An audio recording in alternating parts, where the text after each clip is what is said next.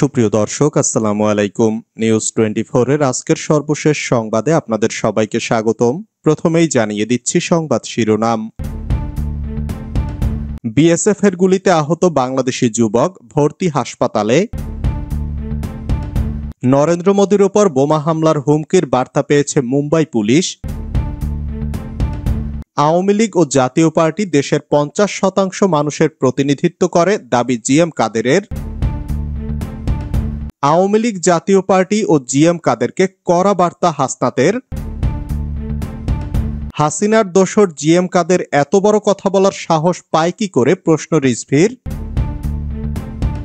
আওয়ামী লীগ যে দোষের সর্বহারা, এখন বিএনপি সেই কাজ করছে, মন্তব্য কাদের সিদ্দিকীর। আমরা জানি না ক্ষমতায় যেতে পারবো কিনা, মন্তব্য তারেক রহমানের। এতক্ষণ শুনছিলেন সংবাদ শিরোনাম। পুরো খবর পেতে ভিডিওটি শেষ পর্যন্ত দেখুন। সর্বশেষ সংবাদ পেতে চ্যানেলটি সাবস্ক্রাইব করুন। এবার বিস্তারিত। বিএসএফ এর গুলিতে আহত বাংলাদেশি যুবক ভর্তি হাসপাতালে। বাংলাদেশ থেকে ভারতে যাওয়ার সময় ভারতীয় সীমান্তরক্ষী বাহিনীর গুলিতে এক বাংলাদেশি যুবক আহত হয়েছে। ঘটনাটি ঘটেছে পশ্চিমবঙ্গের কোচবিহার জেলার দিনহাটার পঞ্চাহাজি এলাকায়। আক্রান্ত যুবকের নাম হেলাল শেখ। তাকে আহত অবস্থায় দিনহাটা মহকুমা হাসপাতালে ভর্তি করা হয়েছে। তার চিকিৎসা চলছে। প্রাথমিকভাবে হাসপাতাল সূত্র জানিয়েছে, আহত যুবকের মাথায় আঘাত লেগেছে। এতে তিনি গুরুতর আহত হয়েছেন। তার মাথা ছুঁয়ে গুলি বেরিয়ে গেছে। বিএসএফ এর দাবি, আহত যুবক গরু পাচারের সঙ্গে যুক্ত। গরু পাচারের সময় সীমান্তরক্ষীরা তাকে লক্ষ্য করে গুলি করে। আহত অবস্থায় যুবককে দিনহাটা মহকুমা হাসপাতালে ভর্তি করা হয়েছে।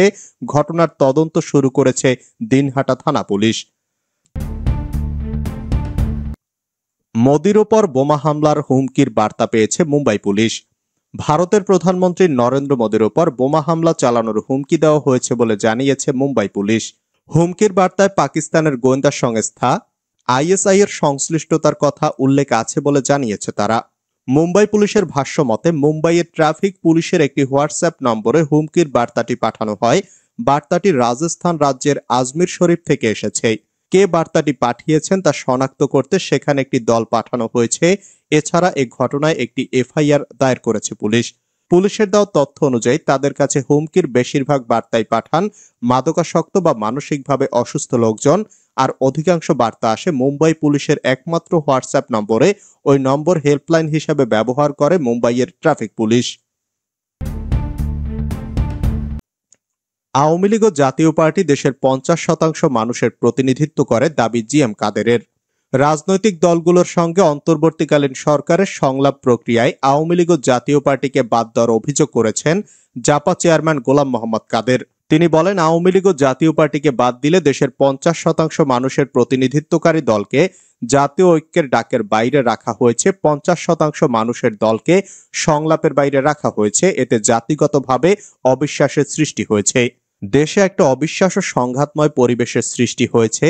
শনিবার জাতীয় পার্টি চেয়ারম্যানের বনানী কার্যালয়ে সংবিধান সংরক্ষণ দিবস উপলক্ষে আয়োজিত আলোচনা সভায় সভাপতির বক্তৃতায় তিনি এসব কথা বলেন।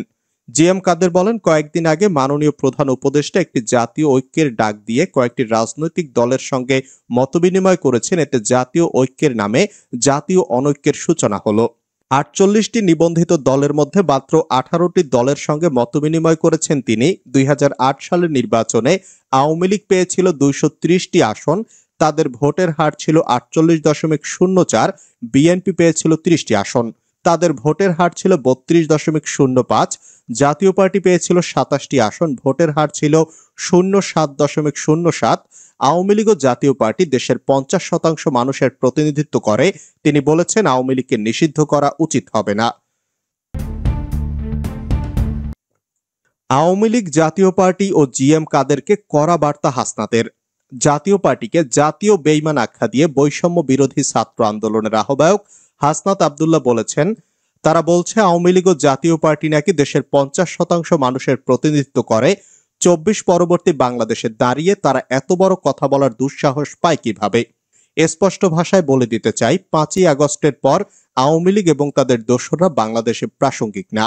শনিবার বিকেলে কুমিল্লার লাকসাম পাইলট উচ্চ বিদ্যালয় মাঠে এক মতবিনিময় সভায় প্রধান অতিথির বক্তব্যে এসব কথা বলেন তিনি। হাসনাত আব্দুল্লাহ বলেন, যারা আওয়ামী লীগকে পুনর্বাসন করতে চাচ্ছেন আপনারা আপোষ করতে পারেন রাজনৈতিক স্বার্থে, কিন্তু আমরা যারা রাজনৈতিক হিসাবের ঊর্ধ্বে রয়েছি আমরা বেঁচে থাকতে এই বাংলাদেশের 1 ইঞ্চি মাটিও ফ্যাসিবাদের জন্য ছেড়ে দেব না। হাসিনার দোসর জিএম কাদের এত বড় কথা বলার সাহস পায় কি করে, প্রশ্ন রিজভির।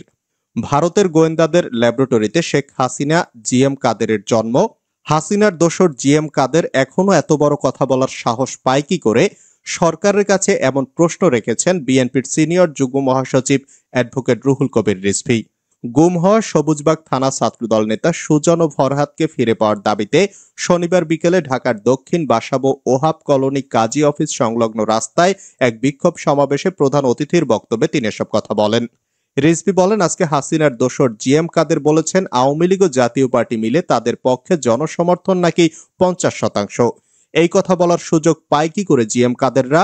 শেখ হাসিনার রক্ত ঝরানো যে দুঃশাসন, সেই দুঃশাসনের মধ্যে কত মায়ের বুক যে খালি হয়েছে, কত বোনের চোখ দিয়ে অশ্রু ঝরে পড়েছে, কত বাবা যে পাগল হয়ে গেছে সন্তানের শোকে, তার কোনো শেষ নেই। সেই শেখ হাসিনার 17 বছরের নির্মম শাসনকে যারা বৈধতা দিয়েছে তারা হলেন স্বৈরাচার এরশাদ, তার ভাই কাদের, এরশাদের স্ত্রী রওশন এরশাদ। আজ গলা বের করে উঁচু গলায় কথা বলে কি করে? বিএনপির এই মুখপাত্র বলেন, আমরা সবাই জানি ওই ভারতের ল্যাবরেটরিতেই শেখ হাসিনার জন্ম, ওখানে জিএম কাদেরের জন্ম ভারতের গোয়েন্দাদের ল্যাবরেটরিতেই, রওশন এরশাদের জন্ম। ওরা তো কথা বলবেই, এখন ঘাপটি মেরে থাকলেও তারা যে কোনো মুহূর্তে সুযোগ পেলে ছোবল দেবে। আওয়ামী লীগ যে দোষে সর্বহারা, এখন বিএনপি সেই কাজ করছে, মন্তব্য কাদের সিদ্দিকীর। কৃষক শ্রমিক জনতা লীগের সভাপতি বঙ্গবীর কাদের সিদ্দিকী বীর উত্তম বলেছেন, আগে আওয়ামী লীগ যেখান থেকে চাঁদা নিত এখন বিএনপি সেখান থেকে চাঁদা নেয়, চাঁদার রেট আগের চেয়ে হয়তো বাড়াইয়া দিছে।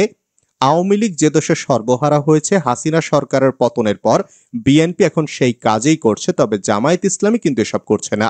শনিবার বিকেলে টাঙ্গাইলের সখীপুরে নিজ বাসভবনে দলের এক বর্ধিত সভায় তিনি এসব কথা বলেন।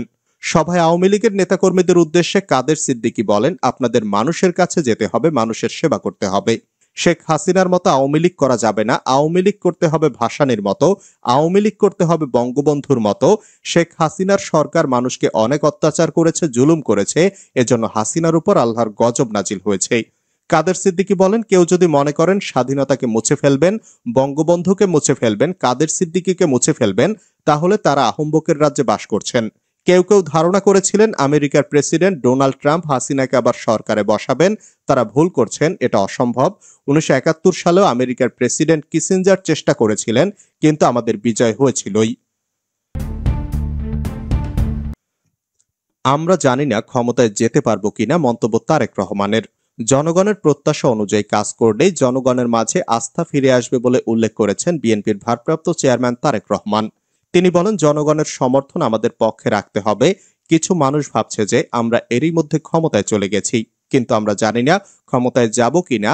জনগণের সমর্থন পেলে তবেই আমরা ক্ষমতায় যেতে পারবো, আর এজন্য জনগণের আস্থা ফিরিয়ে আনতে হবে সবার আগেই। শনিবার সকাল 10:30টায় ফরিদপুর সদর উপজেলা পরিষদ মিলনায়তনে এক কর্মশালার সমাপনী অধিবেশনে ভার্চুয়ালি যুক্ত হয়ে এসব কথা বলেন তারেক রহমান। নেতাকর্মীদের উদ্দেশ্যে তিনি বলেন, দলের কেউ যদি ভুল করে তাদের সতর্ক করতে হবে, সচেতন করতে হবে এবং সঠিক পথে নিয়ে আসতে হবে। জনগণের আস্থা ধরে রাখা কঠিন, কিন্তু এটি আমাদের নেতাকর্মীদের দায়িত্ব। জনগণের সঙ্গে থাকতে হবে, জনগণকে সঙ্গে রাখতে হবে।